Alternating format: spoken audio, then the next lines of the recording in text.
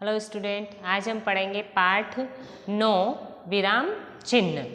विराम चिन्ह जैसे कि विराम का मतलब क्या होता है, कहीं पे रुकना या ठहरना, तो वो क्या कहलाता है, विराम। तो जब हम कहीं पे रुकते हैं, ठहरते हैं, ठीक है, जैसे हम बातचीत करते हैं, अगर हम बोलते जाएंगे कोई एक सांस में ही तो नहीं बोलेगा। जब हम कुछ बोलते हैं तो उसके वहाँ पर हम थोड़ी देर के लिए रुक जाते हैं, ठीक है। जब हम रुकते हैं तो वहाँ पर कुछ जितनी भी देर के लिए हम रुक ले, कभी कभी कम समय के लिए रुकते हैं, कभी ज़्यादा समय के लिए रुकते हैं। तो जो हम बोल रहे हैं उसको हम लिख भी सकते हैं। तो जो हम लिख रहे होते हैं उसी बात को, जैसे हम बोलते हैं उस तरीके से उस बात को अगर लिखा जाता है तो वहाँ पर कुछ चिन्हों का प्रयोग किया जाता है, जिन्हें कहते हैं विराम चिन्ह।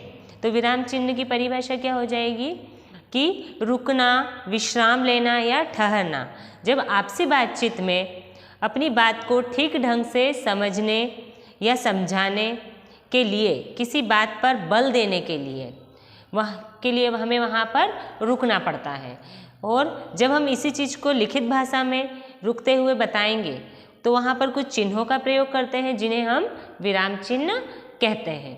अब विराम चिन्ह अलग अलग प्रकार के होते हैं, जैसे पूर्ण विराम, अल्प विराम, अर्ध विराम, विस्मयादि बोधक चिन्ह, प्रश्नवाचक चिन्ह, निर्देशक चिन्ह, विवरण चिन्ह, योजक चिन्ह, हंस प्रत्यय या त्रुटि सूचक चिन्ह, उद्धरण चिन्ह, लाघव चिन्ह और कोष्टक, ठीक है।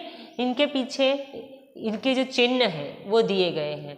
अब हर जगह पर अलग अलग चिन्हों का प्रयोग होता है, ठीक है। जब हम अपनी बात को पूरी तरीके से, स्पष्ट तरीके से कह देते हैं या एक वाक्य में कहते हैं, ठीक है, जैसे मैं दिल्ली में रहता हूँ, ठीक है। अगर हमने कहा कि मैं दिल्ली में रहता हूँ, हमारी बात पूरी हो गई, वहाँ पे कौन सा चिन्ह लगेगा, पूर्ण विराम।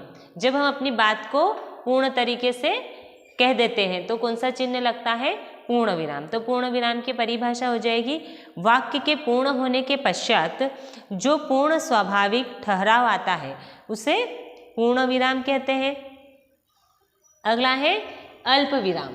अल्प विराम मतलब जब हम कुछ कहते हैं और कुछ कम समय के लिए रुका जाता है, वहाँ पर कौन सा चिन्ह लगाते हैं, अल्प विराम। जैसे हम बहुत सारे नाम एक साथ लेते हैं तब हम अल्प विराम का प्रयोग करते हैं, जैसे सीता, गीता, राम, श्याम आज बाजार जा रहे हैं, ठीक है। तो वहाँ पे हमने सभी के नाम के बीच में अल्प विराम चिन्ह का प्रयोग किया। और होता है जैसे क्रिकेट, फुटबॉल, हॉकी और टेनिस में लोगों की दिलचस्पी बढ़ रही है, तो अलग अलग गेम्स के नेम लिए हमने, तो उनके बीच में भी हमने अल्प विराम शब्द का प्रयोग, चिन्ह का प्रयोग किया।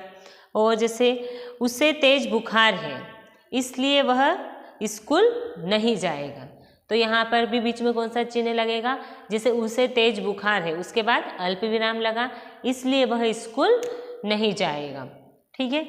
अगला है अर्ध विराम। तो अर्ध विराम का मतलब होता है जहाँ वाक्य में अल्प विराम से कुछ ज़्यादा देर के लिए रुका जाता है, ठीक है।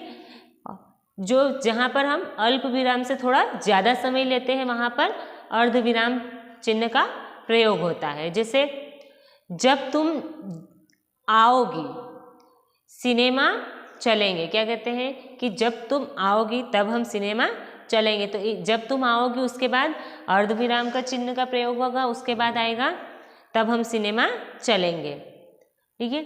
अगला है विस्मयादि बोधक चिन्ह।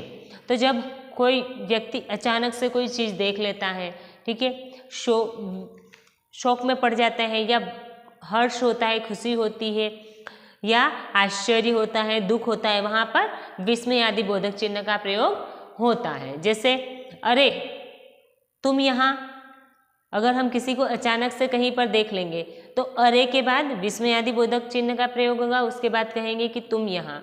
अगर कहीं पर कोई चीज़ देख लेती, जिसे आपने देख ली अचानक से, शेर को देख लिया, तो क्या बोलोगे, हे ईश्वर, क्या कहोगे, हे ईश्वर। उसके बाद जो भी सेंटेंस हम कहते हैं तो उसके बाद एक विस्मयादि बोधक चिन्ह का प्रयोग होगा। जैसे किसी को शाबाशी देते हैं तो शाबाश, तुमने कुल का नाम रोशन कर दिया। इस तरीके से विस्मयादि बोधक चिन्ह का प्रयोग कहाँ पर होता है? जहाँ पर हर्ष हो, शोक हो या आश्चर्य की बात हो। प्रश्नवाचक चिन्ह, जैसा कि इसका नाम है, जब हम किसी से कोई प्रश्न करते हैं, ठीक है, वहाँ पर प्रश्नवाचक चिन्ह का प्रयोग होता है। जैसे तुम कहाँ रहते हो, तुम्हारा नाम क्या है, आदि। निर्देशक चिन्ह, निर्देशक चिन्ह का प्रयोग जहाँ पर किसी विषय में उल्लेख किया जाता है, मतलब किसी के बारे में बात होती है, वहाँ पर विस्मयादि बोधक निर्देशक चिन्ह का प्रयोग होता है। जैसे लोकमान्य बाल गंगाधर तिलक ने कहा, स्वराज्य मेरा जन्मसिद्ध अधिकार है और मैं उसे लेकर रहूँगा। मतलब उनके द्वारा जो कही गई बात है, पहले वो कथन किसने कहा था, उनका नाम लिखा, उसके बाद विस्मयादि बोधक चिन्ह का प्रयोग किया, ठीक है, निर्देशक चिन्ह का प्रयोग किया और उसके बाद उनके द्वारा कही गई बात कही। और निर्देशक चिन्ह और योजक चिन्ह दोनों समान दिखते हैं, लेकिन निर्देशक चिन्ह जो है वो थोड़ा बड़ा होता है और योजक चिन्ह छोटा होता है। अगला है विवरण चिन्ह। विवरण मतलब हम किसी के बारे में विस्तार पूर्वक बताते हैं, उसे विवरण चिन्ह कहते हैं। तो सामान्य कथन के बाद उनके विस्तार के लिए विवरण क्रम को दर्शाने के लिए किसी बात का उदाहरण या विवरण अगली लाइन में देने के लिए प्रयुक्त विवरण चिन्ह का प्रयोग किया जाता है। जैसे हम बताते हैं कि आज कार्य प्रणाली में निम्नांकित विषयों पर चर्चा की गई, ठीक है। अब किस किस बारे में चर्चा की गई, उसके लिए पहले विवरण चिन्ह का प्रयोग लगाएंगे, उसके बाद वो पॉइंट बताएंगे कि किस बारे में बात की गई थी। जैसे प्राचार्य के अधिकार, महंगाई भत्ता, शिक्षकों के वेतन, संस्था के आय व्यय का लेखा जोखा, ये उसके बारे में विवरण बता दिया। 4 पॉइंट बता दिए कि इन 4 पॉइंट पे बात हुई थी। अगला है योजक चिन्ह। योजक चिन्ह का प्रयोग जैसे 2 समानार्थी शब्द होते हैं उनके बीच में भी होता है, विलोम शब्दों के बीच में भी होता है, जाति सूचक शब्दों के बीच में भी होता है। इसी तरीके से योजक चिन्ह का प्रयोग जैसे कभी कभी के बीच में होगा, दूर दूर में होगा, माता पिता, इधर उधर, अमीर गरीब, छोटा बड़ा, साथ साथ, धीरे धीरे, इन शब्दों के बीच में योजक चिन्ह का प्रयोग होता है। और ये जो है ये निर्देशक चिन्ह से थोड़ा सा छोटा होता है। अगला है हंस प्रद या त्रुटि सूचक चिन्ह। जब हम कोई वाक्य लिखते हैं उसमें कोई शब्द लिखना भूल जाते हैं, ठीक है। अगर हमने कोई वाक्य लिखा, जैसे मैंने यहाँ पर कोष्टक लिखा, लाघव चिन्ह लिखा, अगर मैं यहाँ पर कुछ लिखना भूल जाती हूँ तो इस तरीके से हम चिन्ह लगाएंगे और जो लिखना भूल गए उस शब्द को यहाँ पर ऊपर लिखेंगे, तो इसे कहेंगे त्रुटि सूचक चिन्ह या हंस पद। अगला है उद्धरण चिन्ह। उद्धरण चिन्ह में इन्वर्टेड कॉमा जिसको हम बोलते हैं वो, ठीक है। तो उद्धरण चिन्ह जब किसी प्रसिद्ध व्यक्ति के कथन को ज्यों का त्यों हमें कहना पड़ता है तो वहाँ पर उद्धरण चिन्ह का प्रयोग होता है।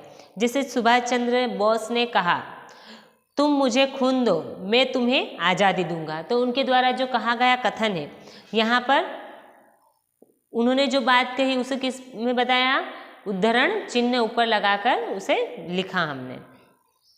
अगला है लाघव चिन्ह। लाघव चिन्ह तो शब्दों के संक्षिप्त रूप को दर्शाने के लिए लाघव चिन्ह का प्रयोग किया जाता है। जैसे हम लिखते हैं डॉक्टर, डॉक्टर लिखा जाता है इस तरीके से पूरा,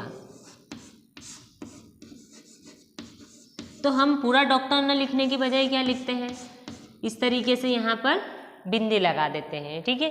तो जब हम पूरा वाक्य, पूरा शब्द न लिखने की बजाय उसका शुरू का पहला जो शब्द है वो लिखकर बिंदी लगा देते तो वो क्या कहलाता है, लाघव चिन्ह। अगला है कोष्टक।